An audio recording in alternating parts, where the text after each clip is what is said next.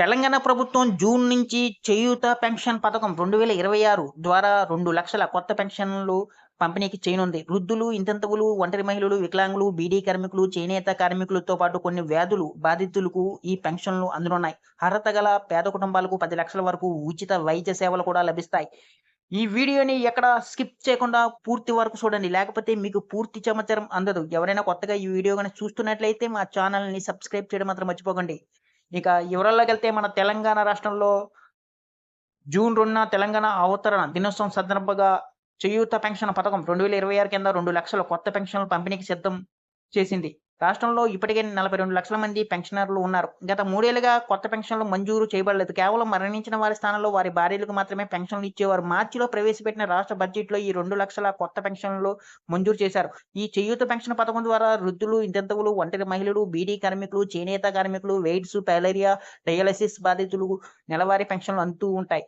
ఈ పథకంతో పాటు అర్హత గల పేద కుటుంబాలకు 10 లక్షల వరకు ఉచిత వైద్య సేవలు కూడా అందిస్తారు. ఈ పథకానికి దరఖాస్తు చేసుకోవడానికి కేటగిరీని బట్టి నిర్దిష్ట అర్హతలు ఉంటాయి.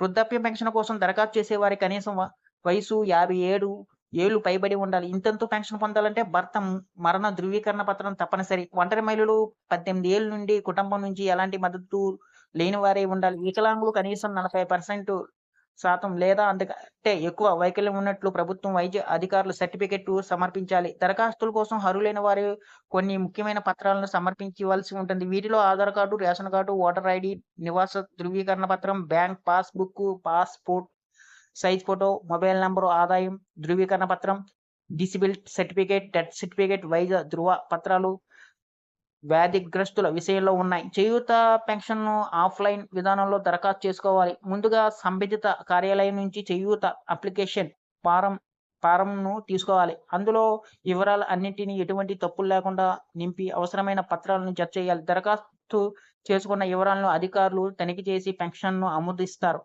ఆ తరువాత ప్రతి నెల పెన్షన్ మొత్తం లబ్ధిదారుల బ్యాంక్ ఖాతాలో జమ అవుతుంది. మరిన్ని వివరాల కోసం చేయూత తెలంగాణ గవర్నమెంట్ వెబ్‌సైట్‌ను సందర్శించవచ్చు. ఈ వీడియో గాని మీకు నచ్చినట్లయితే ఒక లైక్, సబ్స్క్రైబ్ చేయడం మాత్రం మర్చిపోకండి.